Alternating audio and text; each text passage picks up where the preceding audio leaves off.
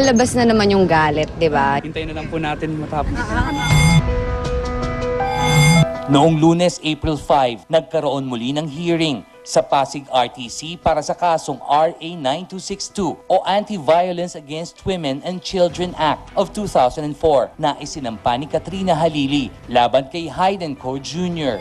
Nag-testify si Ms. Katrina to prove yung kaso niya against Hayden, particularly yung violation ng 9262 as well as yung claim niya for moral damages na 100 million. Because meron silang claim of damages. No? Yes.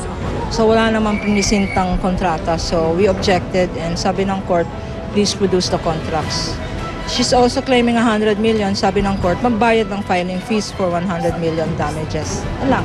So meron pang another hearing next week.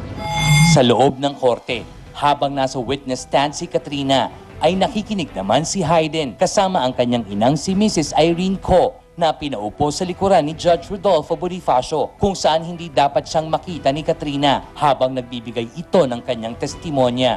Siyempre nasasaktan po, di ba? Kasi nauulit na naman ulit, paulit-ulit. Like kanina, inano na naman yung video, plinay. Hindi ko nga napanood, ayoko tingnan.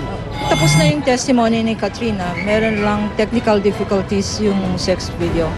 Quote-unquote sex video. So, ipi-play ulit yung sex video.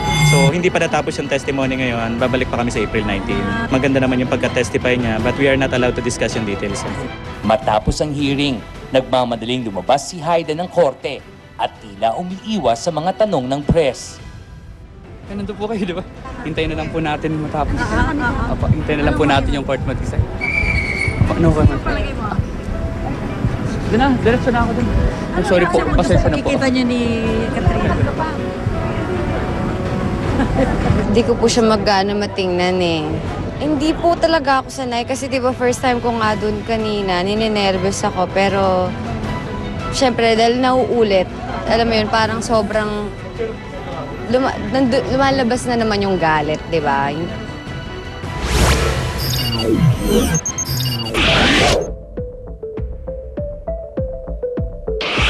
Taong 1984 nang ipalabas ang pelikulang Working Girls sa direksyon ni Ishmael Bernal. Di nagtagal, ginawan ito ng Part 2 with a different set of cast members. 26 years later, the movie about career-driven women with their own interesting stories to tell is back, taking it from where Bernal left off. Joey Reyes assembles today's showbiz headliners in a story fraught with more comic adventures. Live ngayong hapon sa Star Talk, ang dalawa sa 7 bida sa Working Girls, Iza Calzado at Eugene Domingo. Alam mo kung bakit ako nandito, dapat ikaw lang dito dahil ikaw hard worker ka eh. Ganon? Working ka, hard working kang ang tawag doon, mangharbat. Talaga kailangan. Alam mo ba na kami ang kauna-unahang sequel niyan. Working Boys. Baka nakakalimutan mo. Oo nga. Sila talaga, Working diba? Boys. Ah, talaga? Oo. Ano yun? Pagkatapos ng Working Girls. That was Working Boys. Boys. Pero sa bahong panahon, ito yung dalawang kasama natin. Yung Working Girls na mas matindi. 2010. 2010. Mga kaibigan, narito po si Isa Calzado at si Uge Calzado. Domingo.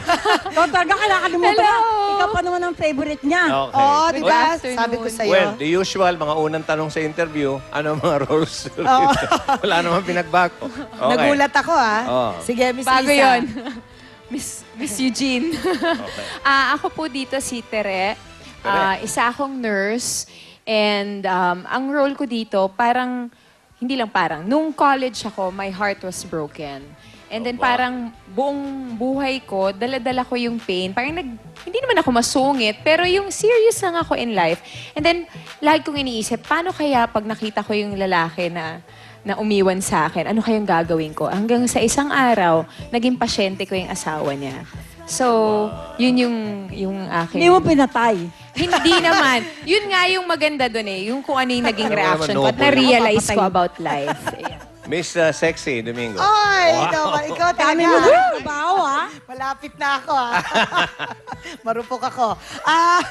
Ako naman yung the entrepreneur. So in other words, nagnenegosyo ako dito dahil ang napangasawa ko yung saksakan ng batugan. Ano ito, mga tusino? Hindi, nagbebenta ako ng mga bag. Oh, Mga Gucci, asosyal, pero wrong asosyal. spelling. Oh. G-U-C-I lang, ganon. Tapos, dinideliver ko. DKNKY. Yan. Dinideliver ko sa mga bahay-bahay.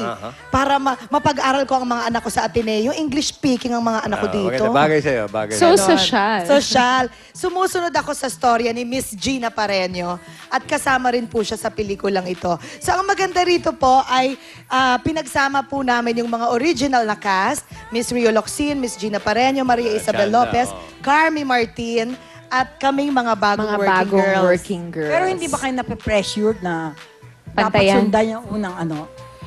Actually, kasi para sa amin, hindi mo, katulad nga ng sabi ni Ate Ogie kanina, hindi mo na mapapantayan yun eh. Hindi mo pwedeng ipagkumpara. Unang-una, iba yung storya, iba din yung direktor, iba yung cast members.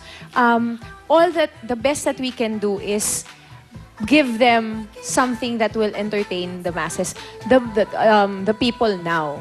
Alam mo Yes, yun? Yung and- kasi it has to be timely with 2010. Correct. And of course, hindi natin kailangang makalimutan i-acknowledge na ito po ay original na ginawa ni Direk Ishmael Bernal, Sumalangit Nawa, at produce ng Viva Films at ni Mr. Gloria nung araw, nung 1984. 1984 at Ayaw ngayon niyo naman. bang, no? ayaw niyo bang i-direct kayo ni Isma?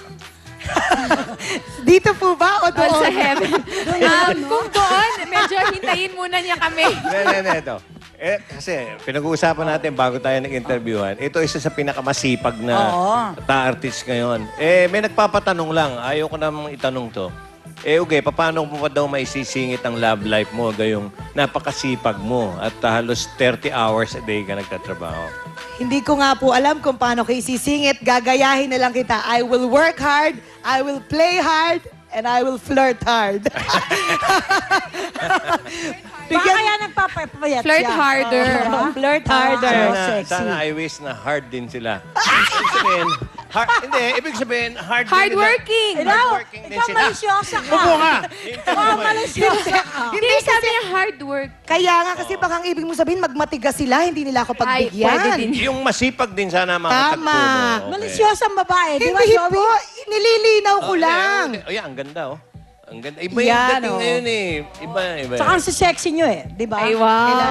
Kailangan Uy, humabol. sa sexy. Kailangan namin humabol. Ate, okay, di ba? Kay Christine Reyes. Kay Christine Reyes. At tinatanong ni Atty. Vic Napaka-sexy. Rodriguez ng tropang Mike Defensor. Totoo yan, ha?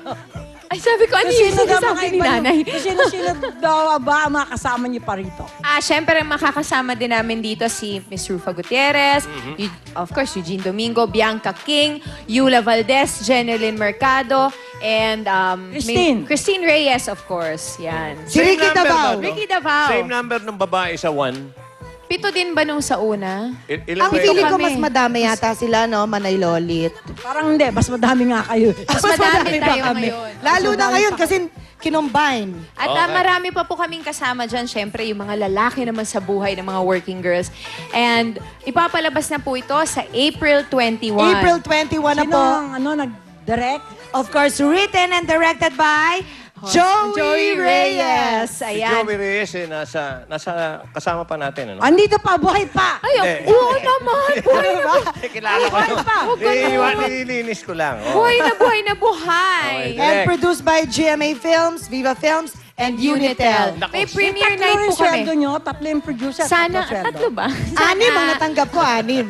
Oo. 6 na araw ka ng trabaho, ganon? Siguradong masaya to. Hindi, alam niyo po, Working girls. masayang-masaya po. At mas masaya pa dahil meron kaming premiere night sa April 18, Sunday po yan sa Mega Mall Cinema 10. Okay. Thank you. kay Dr. Rodrigo Salamat Bello. po. Thank at sa you. Flores. Okay. Okay, and Isa, mga kaibigan. Samantala, sagot ng mga artista sa mga kawindang-windang na Slambook questions. Abangan sa Slambook.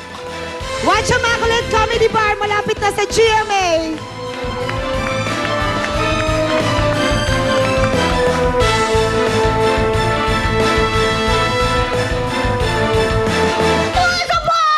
Boto ko ba sa relasyong Dennis Trillo at Jeneline Mercado?